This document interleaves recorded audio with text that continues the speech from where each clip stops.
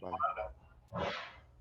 Pues buenos días de nuevo a todos, bienvenidos a esta nueva edición de formación continuada de diagnóstico y tratamiento por la imagen.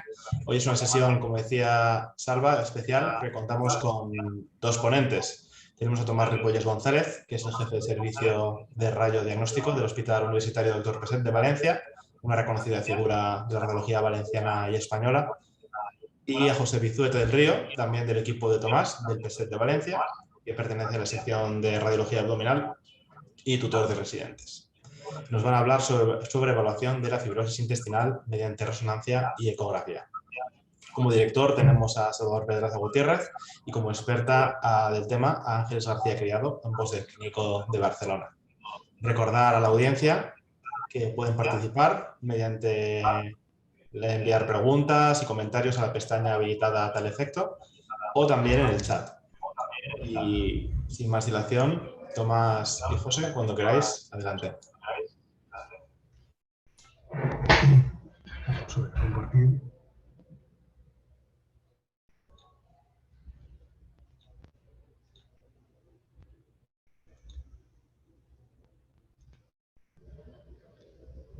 Bueno, muchas gracias por la invitación a dar una charla en este foro, ¿no?, tan interesante, ¿no? Y el tema de la charla es evaluación de la fibrosis intestinal mediante técnicas de imagen, limitaciones y oportunidades.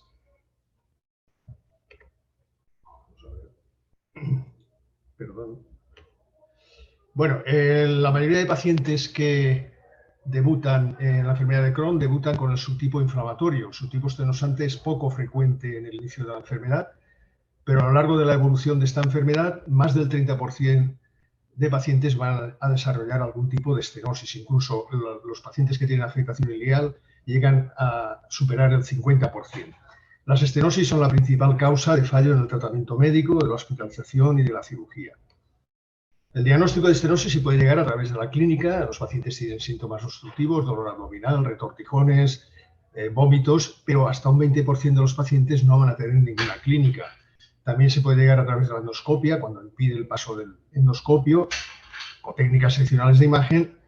Y por último, también mediante la cirugía, ya que es la técnica de referencia. La definición de estenosis por técnicas de imagen es muy heterogénea en la literatura, pero el consenso de expertos establece que debe tener al menos 3 criterios: un engrosamiento de la pared intestinal, estrechamiento localizado de la luz y una dilatación preestenótica. Como podemos ver en este dibujo, pues bueno, realmente los criterios son muy variables dependiendo de la técnica de imagen.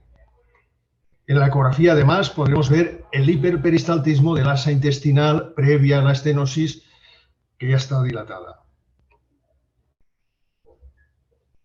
Bueno, de forma característica, en la anatomía patológica de las estenosis ileales por enfermedad de Crohn existe un engrosamiento de todas las capas de la pared debido a un acúmulo de la matriz extracelular rica en colágeno, y esto motivado por factores inflamatorios y no inflamatorios. La fisiopatología de estas estenosis no está muy clara, pero en general se cree que se debe al desarrollo de inflamación prolongada, tanto aguda como crónica, de fibrosis y de hipertrofia e hiperplasia muscular, que son los que condicionan la estenosis. En los casos avanzados de estenosis intestinal existe una mezcla de todos estos ingredientes. Si el diagnóstico de estenosis, los criterios, son muy heterogéneos, sin embargo, la precisión de las técnicas de imagen en cuanto al diagnóstico de estenosis es alta en todas las técnicas de imagen. La ecografía tiene una sensibilidad ligeramente inferior al resto de técnicas porque las estenosis de bajo grado no se diferencian de zonas con afectación sin estenosis porque a veces no producen dilatación. Para mostrar resultados similares a las otras técnicas existe lo que se llama el SICUS, que es dar contraste oral, y entonces los resultados son muy parecidos al TAC o la resonancia. Una vez detectada la estenosis, es esencial identificar si en esa estenosis existe un componente inflamatorio o si existe un componente fibrótico. En el primer caso, el tratamiento médico puede ser efectivo, el tratamiento médico antiinflamatorio, mientras que si existe fibrosis, ya el paciente va a necesitar un tratamiento quirúrgico o bien estricturoplastia o dilataciones endoscópicas. La Federación Europea de Ultrasonidos, en las diferentes guías publicadas, nos dice que la ecografía puede detectar tanto la la inflamación como la fibrosis a nivel de las estenosis.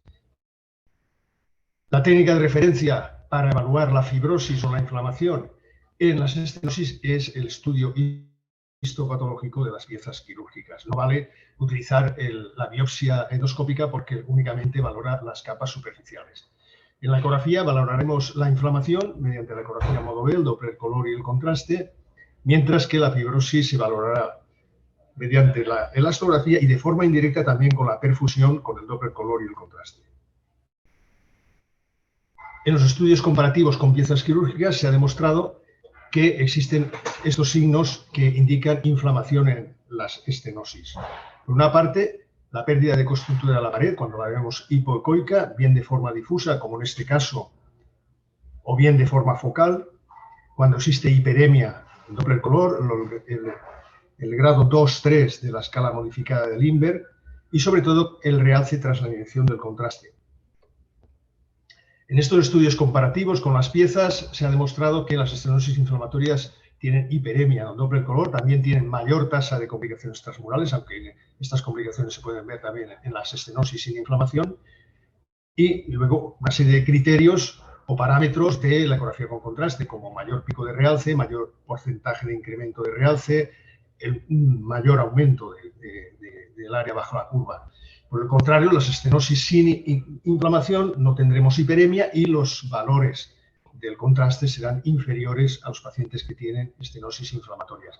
Comentar aquí ya una limitación del contraste, que los datos del contraste son equipo dependiente, no es como el TAC con la resonancia, que el gadolínio o el yodo es intercambiable los valores, ¿no?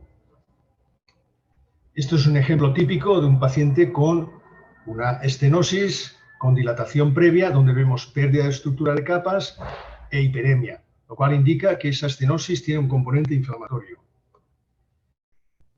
En esta tabla he querido mostrar los resultados de un estudio que realizamos hace años, donde analizábamos de forma dicotomizada, ¿no?, tanto desde el punto de vista histológico como desde el punto de vista ecográfico, la presencia de estenosis fibrosa o de estenosis inflamatoria. Como podemos ver aquí, en todos los pacientes que la anatomía patológica dijo que la estenosis era predominantemente inflamatoria, en todos los casos ecográficamente vimos esa inflamación. Lo siguiente que podemos ver en esta tabla es que la ausencia de inflamación, es decir, cuando nosotros en la ecografía vemos que no existe inflamación, todos los casos tenían una fibroestenosis. En ningún caso había inflamación en la anatomía patológica. Lo podemos ver en este ejemplo, un paciente con dilatación previa a la estenosis, con pérdida de coestructura, con hiperemia o con realce tras la inyección del contraste. Al paciente se le da un tratamiento antiinflamatorio y vemos como a los 3 meses reingresa al paciente en un nuevo brote, persiste la dilatación, la estenosis, pero el realce es muy inferior al que mostraba en la primera ecografía. Por tanto, la pérdida de estos signos inflamatorios o la ausencia de signos inflamatorios en un paciente en los que persiste la oclusión es un signo indirecto de fibrosis, como pudimos ver en esta pieza quirúrgica de este paciente, donde había un grado bajo de inflamación y un alto grado de fibrosis. Pero además existe una tercera posibilidad, que es la existencia de signos inflamatorios. No nos va a descartar que exista fibrosis porque muchas de estas estenosis son mixtas. Esto lo podemos ver en esta tabla de 2×2, donde en muchos pacientes en que la anatomía patológica predominaba la fibrostenosis, en la ecografía habíamos visto inflamación. Y por tanto, con la ecografía Doppler color o con el contraste no podemos identificar la fibrosis, sino la ausencia de inflamación como signo de fibrosis, nada más. Para esto vamos a utilizar la elastografía. Este ejemplo muestra lo que estoy comentando. Es un paciente con una recurrencia importante, muestra realce de la pared, el signo del peine con esta hipervascularización mesentérica. Este es el TAC de ese paciente. Y en la pieza quirúrgica tenía un alto grado de inflamación, pero también un alto grado de fibrosis que con el Doppler color, con el contraste, nos fuimos capaces de identificar. Bueno, la elastografía nos va a dar una información de la estructura interna del tejido. Sabéis que se está utilizando en otros órganos, como en el hígado, en tiroides o en la mama. Pues ahora se está utilizando también de una forma un poco investigación a nivel del asa intestinal estenosada. La elastografía mide el grado de deformidad del tejido ante una aplicación de una fuerza externa. Sabemos que el tejido fibroso es más rígido, menos deformable que el tejido normal circundante. Existen dos tipos de elastografía de forma simplificada. Sería la elastografía de deformación o strain. Nos da una información únicamente cualitativa con un mapa de color. Mientras que la elastografía de onda de corte o cizallamiento, llamado shear wave, nos mide la velocidad de transmisión de esa onda de corte a través del tejido que estamos estudiando y, por tanto, nos va a dar valores cuantitativos. Cuantitativos en metros segundo, también se puede adaptar a kilopascales. Pero además nos da información cualitativa porque obtenemos un mapa de color donde en la parte alta de la curva, en nuestro equipo al menos, la parte roja sería presencia de fibrosis severa, mientras que la parte baja, la parte azul, sería ausencia de fibrosis. Esto, como he comentado, en algunos equipos está invertido.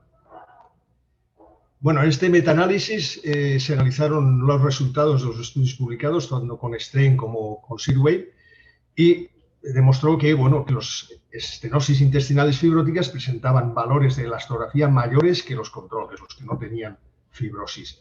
Pero también concluía que eran pocos estudios, que los estudios de inclusión eran muy heterogéneos.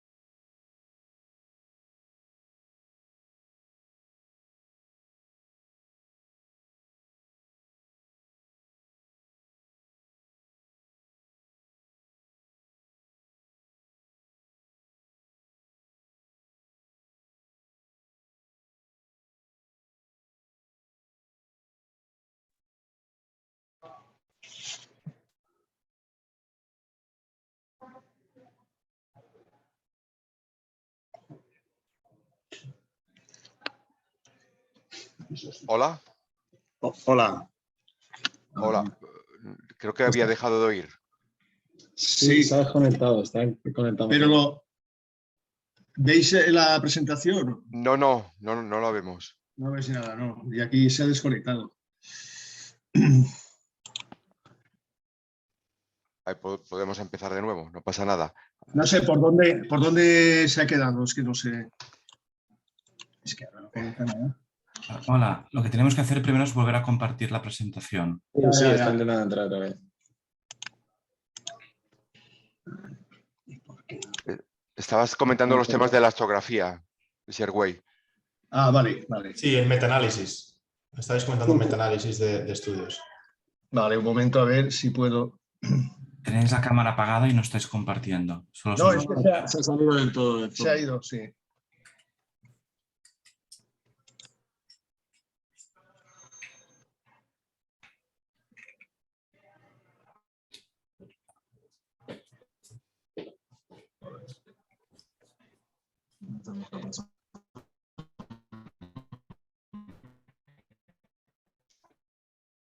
Es que no carga. Se ha ido internet aquí. ¿Qué? No, pero el correo sí que va, entonces no sé. Estaba pensando... Ahora. A ver. Sí, ahora parece que era. Volvemos a entrar, ¿no? Si no, una opción es con nosotros compartir la presentación. Como tenemos el PDF de contingencia, es compartirla y vosotros si la veis, pero claro, que tenéis que ver también, claro. Espera que. Sí, está conectando ya. A ver. Ya está. Ya en un minuto está. Vale. Ahí.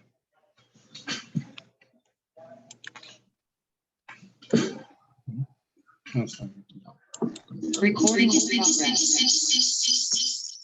Bueno, seguimos, lo siento. Bueno, había comentado eso, que existe un metaanálisis donde analizan los resultados tanto de los estudios publicados con Strain como SIRWAVE, y bueno, muestran que los valores de las estenosis intestinales fibróticas son mayores que en los controles, en las estenosis que no hay fibrosis. Pero también concluyen que estos estudios son relativamente pequeños, mal diseñados, con criterios de inclusión muy heterogéneos y por tanto sugieren que se necesitan estudios mejor diseñados y con tamaño más grande para aplicarlo en la práctica diaria. Estos son los resultados de los 2 últimos estudios publicados con SIRWAVE.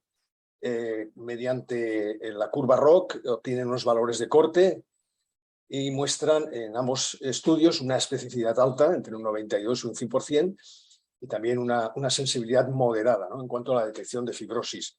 Y estos son resultados de pacientes de nuestro hospital que no están publicados, donde vemos que también con una curva ROC el valor de corte era muy parecido a los 2 estudios previos, con 2.5 metros segundo si lo damos en velocidad, o 22 kilopascales en cuanto a valores de elastografía, y los resultados son muy parecidos. O sea, es decir, cuando obtenemos valores de elastografía elevados, se detecta la fibrosis, sin embargo, la sensibilidad es moderada.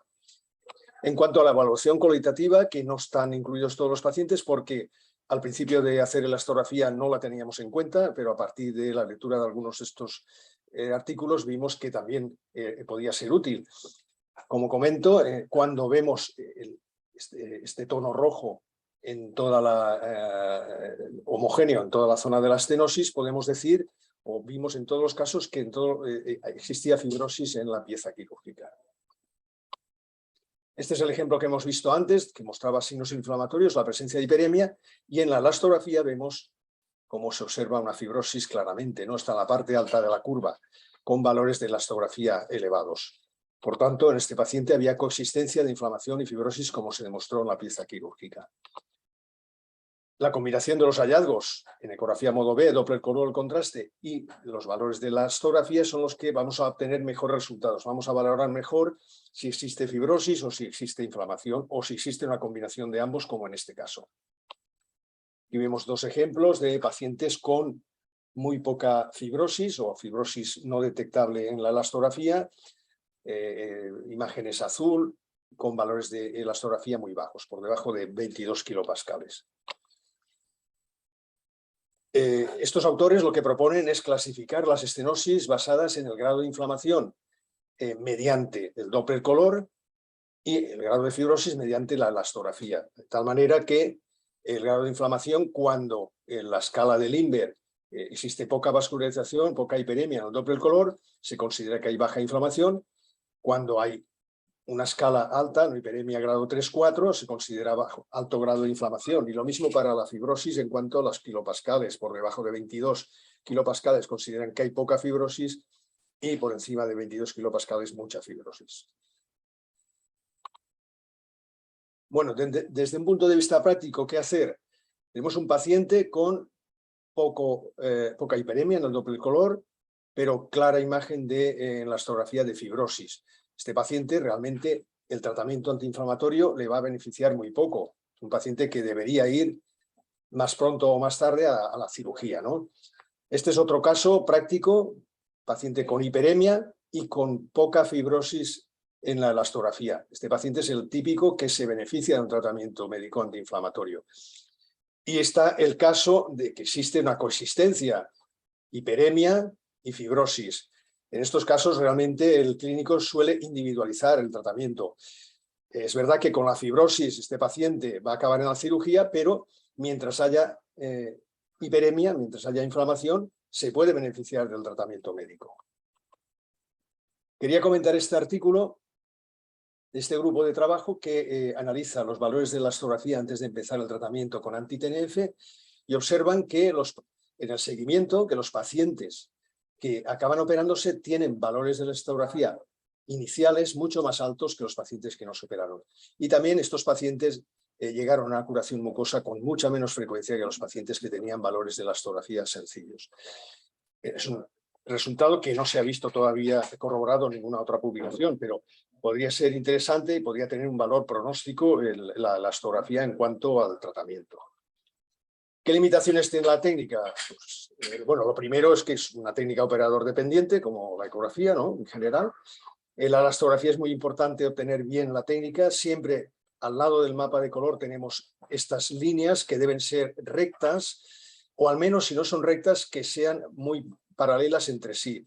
Rectas como en el hígado es muy difícil obtenerlas porque la elastografía, la onda, atraviesa diferentes tejidos antes de llegar al intestino y pueden llegar en diferente momento, pero han de ser, como digo, lo más paralelos posibles.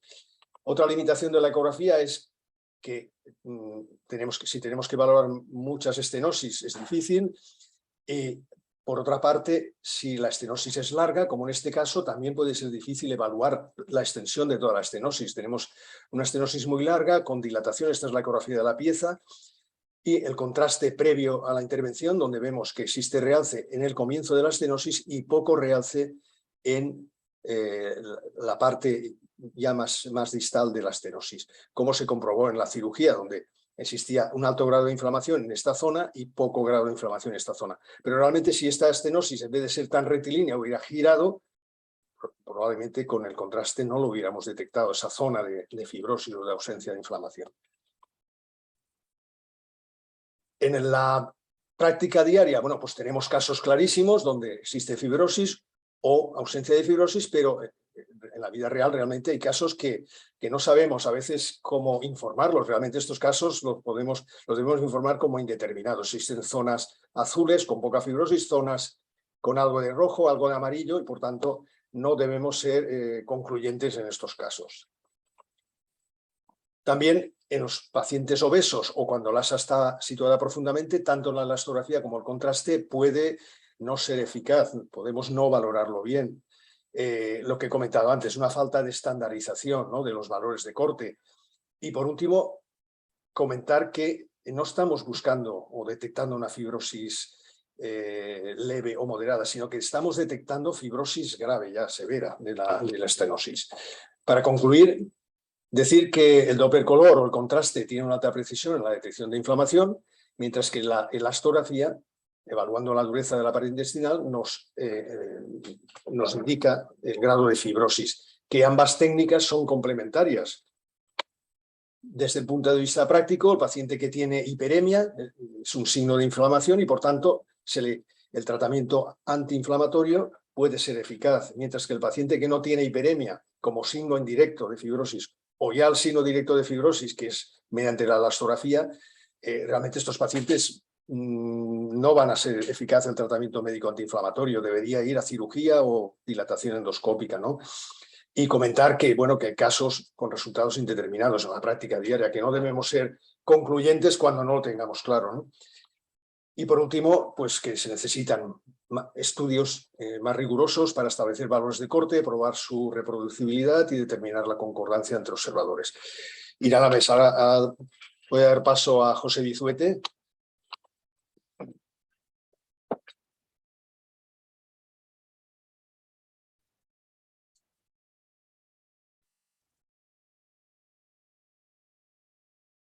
Hola, buenos días. Gracias por la invitación a participar de estas sesiones.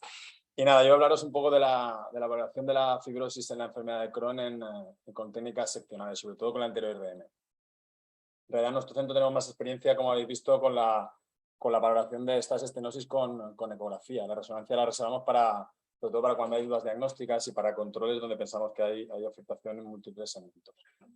En cuanto a las técnicas seccionales, pues la que preferimos utilizar, creo que la mayor parte de centros que hay disponibilidad es la entero-RM, porque tiene una excelente resolución tisular y además se puede valorar en un mismo estudio todos los elementos intestinales y así como las complicaciones. Y es una técnica que además es reproducible y se puede reevaluar con posibilidad de hacer lecturas centralizadas. Además es una técnica que no irradia. Los inconvenientes, pues que es menos disponible y más cara. También el uso de contrastes, de contraste intravenoso y contraste oral, y que a veces es un poco incómoda para el paciente. El TAC en realidad lo dejamos no debería usarse como una técnica habitual, dado que son pacientes normalmente jóvenes, además que requieren de repetir estudios, y siguiendo un poco los criterios ALAR habría que dejar el TAC para unas indicaciones muy puntuales, como sería, por ejemplo, una complicación aguda con una eco que parezca normal o que no sea valorable, cuando haya contraindicación para la RM o en el caso de a veces de drenaje de algunas colecciones, y también en general para cualquier duda diagnóstica. Es un poco lo que decía este estudio esta revisión de panelistas que se publicó en Radiology, y aquí simplemente hacer notar que cuando se publicó yo justo había pasado los 35 años y consideraban viejo los pacientes de más de 35 años. Que quizás esto no se da en nuestro medio, ¿no? Considerar que a partir de 35 años habría que hacer un TC. De todas formas, hay estudios para valorar la fibrosis con TC, sobre todo con estudios de radiómica, inteligencia artificial, etcétera, para extraer valores de análisis de textura, etcétera, para valorar la fibrosis. O sea que sí que se hacen estudios con TC. Pero yo creo que la anterior RM debe ser la técnica seccional de elección. En cuanto a técnicas más avanzadas o técnicas híbridas, también se han publicado estudios que demuestran que el PTRM tiene su utilidad, incluso que a veces puede tener una sensibilidad un poco mejor, sensibilidad de especificidad, pero quizás debido a su poca disponibilidad, al precio que tiene y que también irradian, esa pequeña ventaja no es suficiente argumento para utilizarla de forma sistemática, las técnicas híbridas. Quizás en un futuro puedan tener más papel. Pasamos a ver un poquito la anterior RM así en general de la enfermedad inflamatoria intestinal. Estos son unas pinceladas generales de la técnica. Como sabéis, utilizamos contraste oral, nosotros utilizamos el polietilenglicol, que es trifásico. Se puede utilizar buscapina o glucagón para disminuir la peristalsis, y el enema depende de si sospechamos que hay afectación en colon o no, si se ha hecho colonoscopia o no. Vamos a utilizar secuencias morfológicas T2, sin y con supresión grasa. Aquí vemos el estudio en T2 en coronal, sin supresión y con supresión para valorar el edema, y aquí vemos un poco cómo deben estar las asas de distendida. No siempre se consigue una adecuada distensión. Vamos a hacer eso, las secuencias T2, vemos aquí la correlación con ecografía, un estudio en el que se ven estas pequeñas úlceras, la correlación con ecografía y con la anatomía patológica. También usamos las secuencias muy potenciadas en T2, con las geográficas en modo cine, que se ha demostrado como un biomarcador de inflamación, y también la verdad que es relativamente útil para esas estenosis, primero para diagnosticarlas, que como ha dicho Tomás, a veces no es fácil diagnosticar la estenosis, no está claro los parámetros para decir que hay una estenosis, y además podemos ver la rigidez en esos segmentos, que también nos dan un poco de información de cómo está ese segmento intestinal, y podemos ver esas alteraciones morfológicas, como en este caso con pseudodivertículos. También en mi experiencia es útil para estas fístulas complejas. Veis aquí este aspecto estrellado donde convergen unas asas con otras, también puede ser útil a estas secuencias muy potenciadas en T2. La secuencia de difusión es la secuencia que utilizamos de forma habitual, nuestros estudios de NTRM, basado en el movimiento browniano de las moléculas de agua, y se ha demostrado útil tanto en la inflamación aguda de los segmentos intestinales, para valoración de ganglios, y también para valorar y caracterizar las masas inflamatorias, incluso para detección de fístulas, como estas pequeñas colecciones mesentéricas con restricción de difusión por contenido purulento. Y otra de las secuencias estrella en la anterior RM, pues es como las secuencias con contraste, el T1 con supresión grasa, que nos permite valorar el realce, el tipo de realce, el momento en el que realza, para determinar si existe inflamación o fibrosis. Nuevas secuencias como la secuencia de transferencia de manipulación, que hablaremos más adelante, permiten hablar un poco del entorno macromolecular de las moléculas de agua, y a partir de ahí inferir si existe o no también fibrosis. Vamos a hablar ahora específicamente un poquito de la valoración de la fibrosis con la resonancia, con la anterior RM. Lo primero son las secuencias basales T2, donde se ha demostrado que una baja señal puede traducir fibrosis. Eso es en realidad lo que está traduciendo es que no hay inflamación. Y como ha comentado anteriormente Tomás, el hecho de que no haya inflamación implica que en esa estenosis probablemente haya más fibrosis. Aquí vemos un ejemplo con T2 con supresión grasa, que además también podemos valorar el depósito de grasa. Cuando vemos que suprime la señal, podemos valorar el depósito de grasa en la submucosa. A partir de estos T2 podemos hacer mapeos T2 estrella que pueden dar información también de un poco de la presencia o no de fibrosis. Se cree que la caída de señal, no solo por la fibrosis y el colágeno, sino también por pequeños sangrados, pequeñas microhemorragias que alteran este valor T2 estrella, y esta caída de este valor, que además es cuantificable, nos puede inferir la presencia de fibrosis. También el mapeo T1 se está valorando como un marcador de fibrosis, como ya utilizamos, yo por ejemplo que me dedico a la resonancia cardíaca, pues se ha visto que el mapeo T1 puede ser útil para elaborar la fibrosis de los tejidos. De todas formas, también está implicada en el aumento de señal T1 la inflamación, con lo cual a veces se mezclan ambas entidades, la fibrosis y la inflamación en esta alteración del mapeo T1. Un poco hablando de estos dos nuevas secuencias o herramientas que tenemos, la ventaja del mapeo T2 estrella es que no necesita contraste para valorar la pared y que es una secuencia que es sensible, como digo, al entorno de las moléculas, a los protones en el entorno en el que están envueltos. Y sí que se ha visto que hay una correlación entre la caída de este valor T2 estrella con la fibrosis. Además, podemos cuantificar algo que es útil, sobre todo para plantear tratamientos y seguimiento de los tratamientos antifibróticos. Como inconvenientes, que tiene muy baja señal porque hacen falta tiempos de eco muy largos, entonces hay muy baja señal ruido, que además es como se puede inferir, es muy susceptible a tantos artefactos de movimiento. Por eso estos estudios a veces se hacen de cúbito prono y hay que controlar mucho el movimiento intestinal y también la presencia de gas, y también es muy sensible a efectos paramagnéticos. Además, a veces es muy difícil tomar el ROI y hay mucha variabilidad interobservadora al tomarlo. Y los valores pues, no son extrapolables entre unas máquinas y otras. En mi experiencia hemos intentado alguna vez hacer alguna secuencia adaptada y no ha sido muy satisfactorio. Todavía no tenemos experiencia en este tipo de secuencias.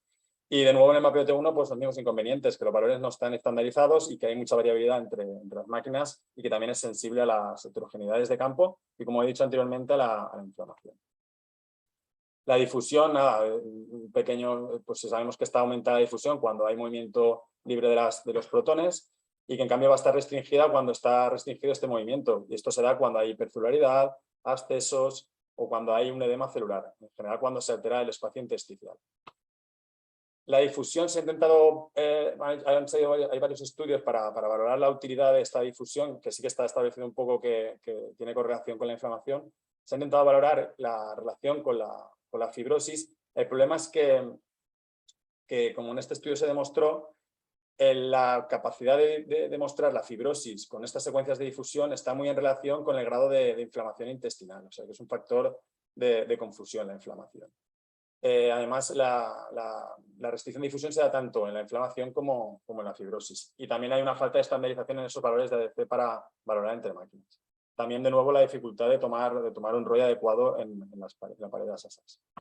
De todas formas, sí que hay una herramienta basada en la difusión, que es el movimiento intravoxel incoherente, el IBIM, que lo que hace es, aplicando valores bajitos, podemos hacer un modelo biexponencial en lugar del monoexponencial. Nosotros asumimos que hay una caída lineal de la señal en difusión y utilizamos normalmente dos valores B, un B1000 y un B0 o B100, y esto en realidad te quitas no llegas a valorar esta parte de la caída de la difusión, que en realidad no es lineal, es más curva, que se conoce como pseudodifusión.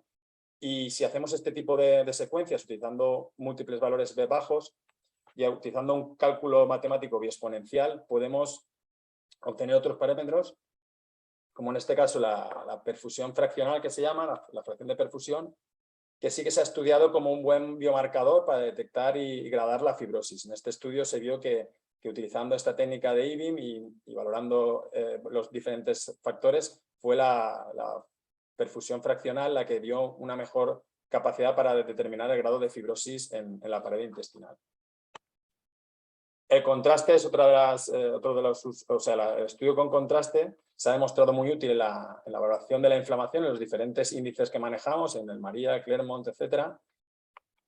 Y podemos inferir que si hay una destrucción celular y un aumento de espacio intersticial con depósito de colágeno, como ocurre en otras entidades, como volviendo de nuevo a la similitud, por ejemplo, con el infarto de miocardio, podemos inferir que si existe esa destrucción celular, aumento de espacio intersticial y colágeno, el gado líneo se va a quedar adherido a ese espacio intersticial y podría existir una persistencia del realce en fases tardías.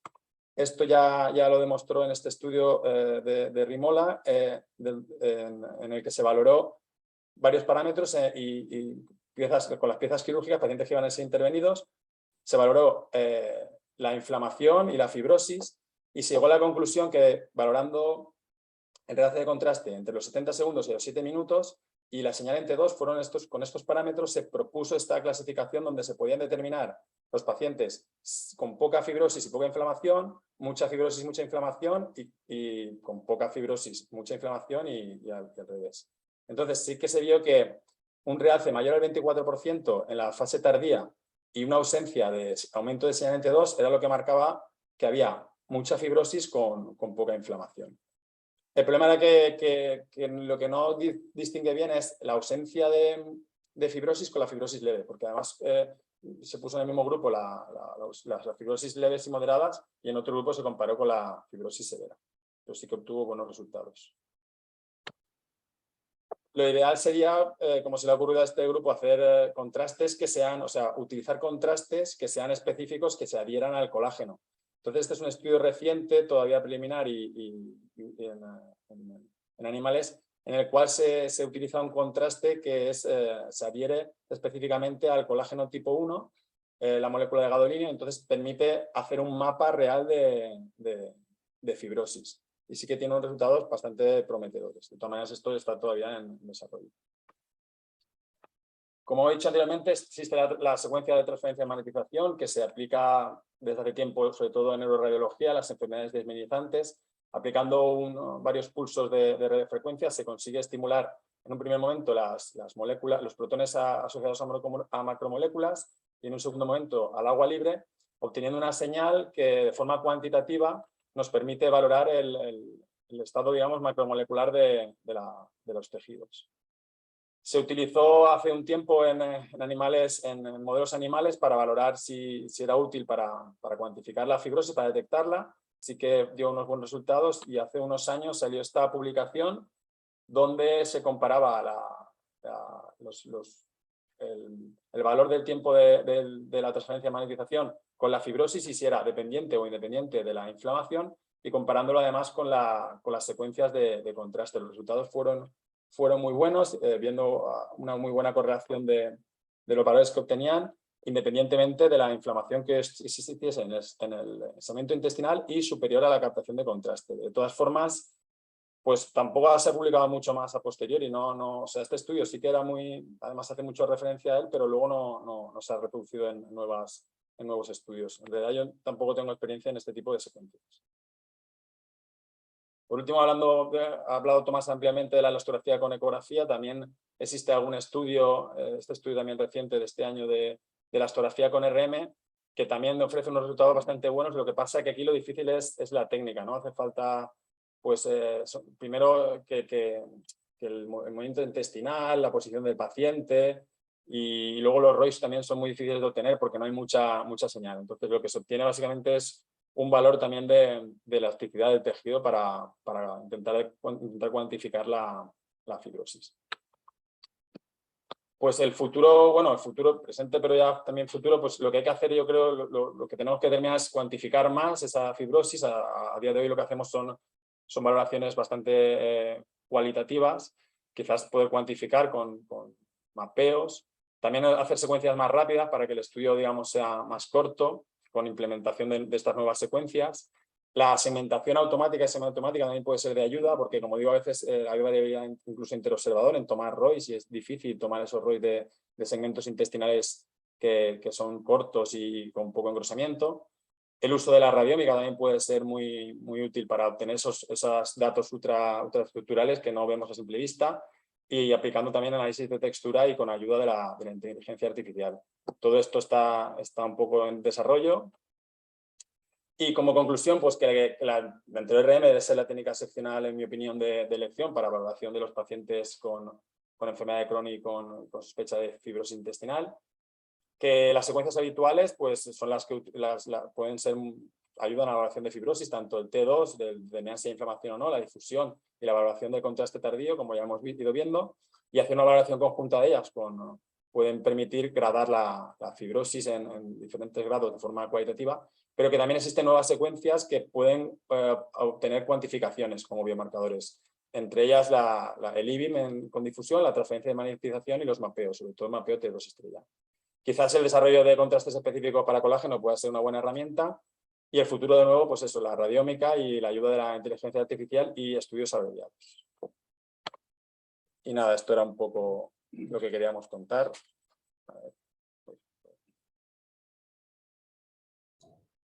Pues muchas gracias, Tomás y José, por vuestra presentación. Abrimos turno de preguntas. Vemos que la audiencia ya ha lanzado varias. Si queréis, os lanzo la primera. La primera va en la línea del informe estructurado. Nos preguntan si vosotros recomendáis la utilización de un informe estructurado en estos pacientes con sospecha de fibrosis intestinal. La verdad es que no lo utilizamos, ¿eh?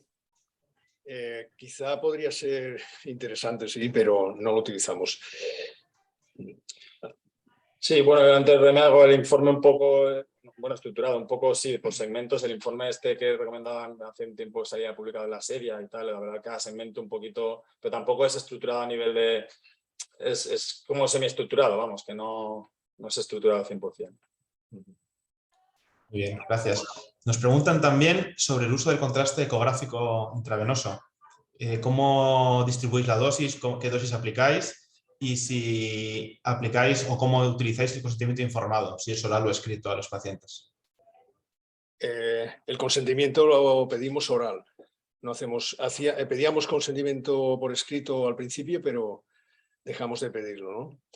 Y en cuanto a la dosis, depende un poco del ecógrafo, ¿eh? En general antes se recomendaba la mitad de dosis cuando utilizamos la Convex convencional, la de 3, y el doble de dosis en la Convex de alta frecuencia o en el lineal. Pero ahora mismo hay ecógrafos que ya funcionan con 1.2 en las Convex convencionales y en la mitad de dosis. O sea, eso tienes que hablarlo con los comerciales o con los técnicos de aplicación, ¿no? de cada casa.